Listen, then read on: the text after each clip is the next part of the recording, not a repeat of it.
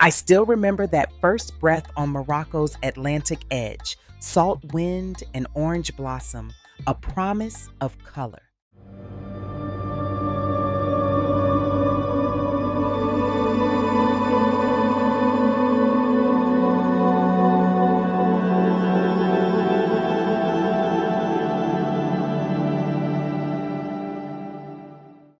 Over 2 unforgettable weeks, I traced a line from ocean light to mountain blue, from desert silence to lantern-lit cities.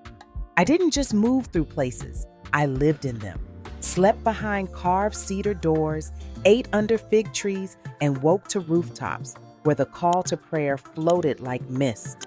This is the route I followed and the tastes and beds that turned it into a story. Number 1, Casablanca. Casablanca was the wide-awake gateway, a modern city leaning into the Atlantic.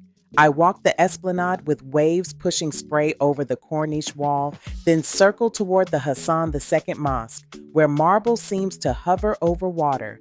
When the doors opened, light poured across Zelly and cedar like a tide, the ocean's low thunder under the recitation. I checked into a small boutique riad near the Habous Quarter. Quiet patios, white arches, mint tea chiming in small glasses, calmer than the high-rises by the sea, yet close enough to feel the city's pulse. Hunger pulled me through Habous to a street fryer where I singed my fingers on hot sfenj. Later, I settled into La Scala's walled garden for my first tagine, steam curling into bougainvillea. With the Atlantic breathing just beyond the Corniche, I fell asleep planning the train north. Number 2, Rabat. Rabat felt like an exhale after the city rush. Inside the Udayas Kasbah, blue-trimmed walls led to the Andalusian gardens where cats napped in citrus shade and the Bouragreg moved like green silk below. Hassan Tower and the mausoleum of Mohammed V gave the skyline its hush. At Cella, broken Roman stones held a choir of storks clacking on their nests. I stayed in a minimalist riad near the Medina, clean lines, tiled courtyard, a small rooftop catching the day's last warmth, which framed the city's quiet better than any hotel could. Lunch at Darzaki lifted saffron through couscous and dusted pastilla with honeyed sweetness. Later, I watched the river slide past from Latau's wooden deck as the sky softened from brass to apricot. Rabat taught me Morocco has many speeds. This one let me notice the small things. Number 3, Chefchaouen. The road curled into the Rif Mountains and spilled me into a blue dream. Chefchaouen's lanes are washed in every shade of sky: misty dawn blue, laundry day blue, postcard blue. I woke before the shutters rose and wandered while the streets were rinsed with silence. A woman swept her stoop. A boy hurried by with bread and paper, and the air smelled faintly of pine and soap. My base was Casa Perletta, a little riad with a sunlit terrace where breakfast came with goat cheese from the nearby hills and jam that tasted like summer. By midday, I climbed to the Spanish mosque, watching the blue bowl of town deepen under afternoon light. I wandered back for a late plate at Bob's Sour, hot tagines, smoky with paprika, and warm bread that crackled at the crust. As night fell, Café Clock's terrace served missimane and mint tea, and laughter drifted up through the alleys like a second color. Number 4, Fes. Fes doesn't ask you to visit, it asks you to commit. The Medina is a living maze, each turn changing the day's pitch. Copper ringing, spice sellers singing prices, leather workers stirring vats blooming in impossible hues. I followed my guide down Tala Kabira into the cool geometry of Bu Inania Madrasa, where cedar and plaster fold into infinity, then paused at Nejarine's fountain, a rosette of tile catching the sun. Toward evening, I climbed to the Marinid tombs and watched rooftops knit into a single woven carpet. My refuge was Riad La Russa, lime trees in the courtyard, a pool the color of a talisman, rooms draped in linen like calm pages. Dinner at the ruined garden felt like a secret. Lanterns, herbs, and lamb so slow braised it surrendered at a touch. Another night, I tried Cafe Clock's camel burger, delicate surprisingly, and warmed my hands over harira at a street stall, lemon cutting through saffron. Fes was loud, fragrant, relentless, and I loved it. Number 5, Merzouga and Erg Chebbi. Beyond cedar forests and rust ridges, the land softened to sand. In Merzouga, the dunes of Erg Chebbi rose like a frozen tide. I left my bag at a simple guest house and mounted a dromedary just as the light turned honey. Every step pulled shadows longer, every ridge sharpened to bronze. Camp that night felt half real, half story. Wool tents, hot tea, drums thrumming the sand.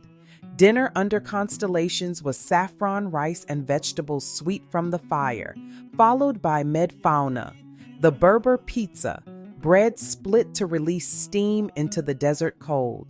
I slept deeply, then climbed a ridge barefoot before dawn while the horizon blushed. Breakfast was simple and perfect. Cob still warm, amlu rich with almonds and argan, before looping to Kamlia for live Nawa rhythms that seemed to stir the dunes themselves.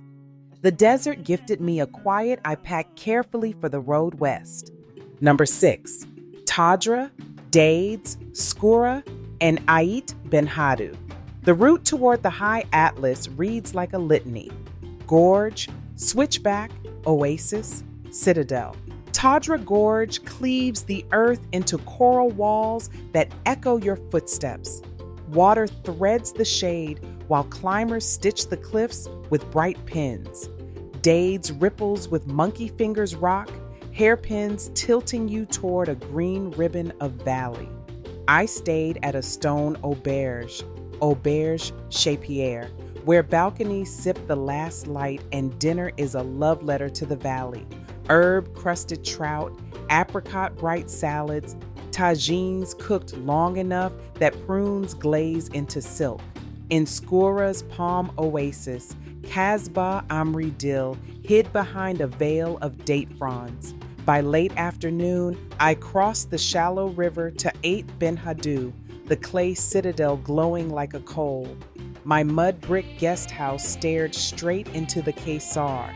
After a climb to the granary, I returned to lemon preserved chicken baking in clay and orange slices dusted with cinnamon. Wind combed the palms at night, and I slept as if the walls themselves were holding me. Number 7, Marrakech.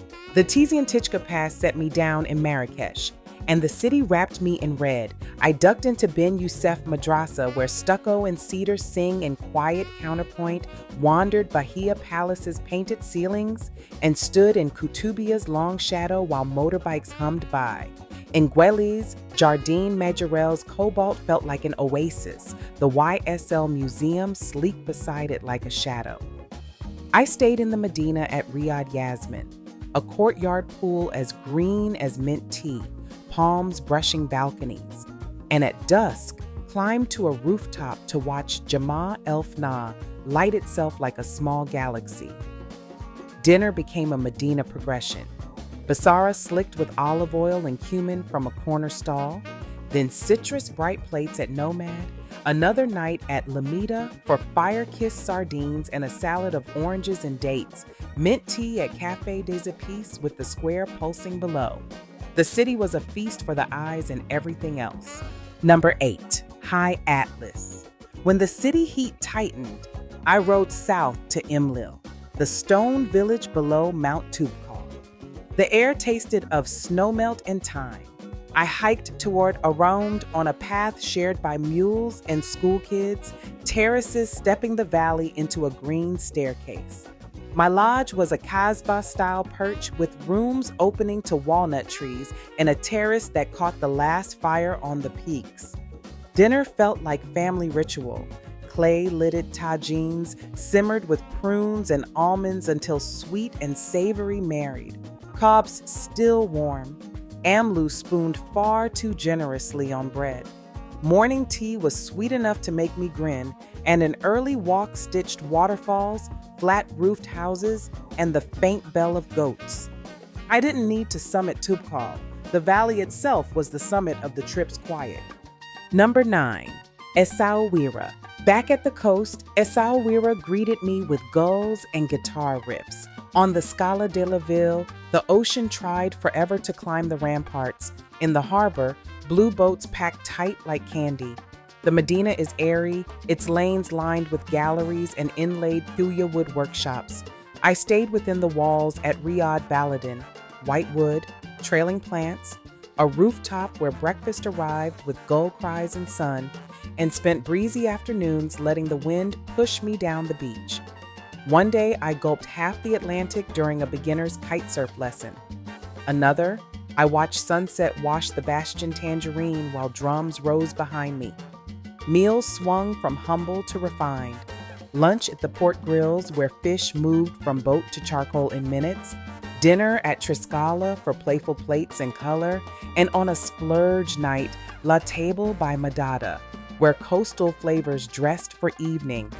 The city made me lighter without my noticing.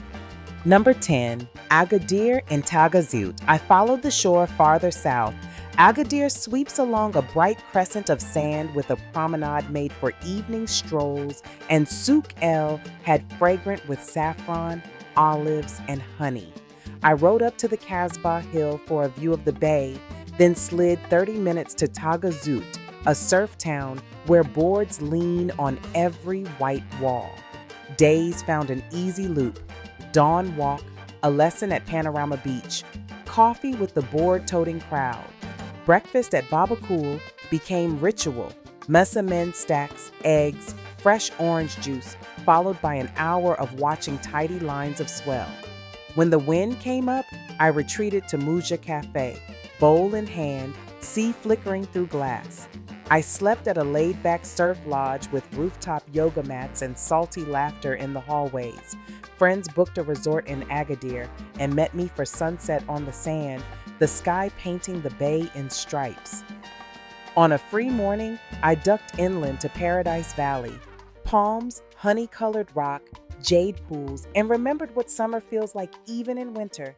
That's the arc. Casablanca to Rabat, up to Chefchaouen, down to Fez, across Merzouga's dunes and the Kasbah road to Marrakech, up to Imlil, out to Essaouira, and south to Taghazout, colors shifting from Atlantic silver to mountain blue, desert gold, and Medina red. Go early for Medinas, late for monuments, carry some cash, layer for the desert, hire a local guide where the maze runs deepest, haggle kindly, and always ask before the photo. I left on an Essaouira rooftop with wind in my hair and mint on my tongue, certain of one thing: Morocco isn't just a place you cross, it's a story you live.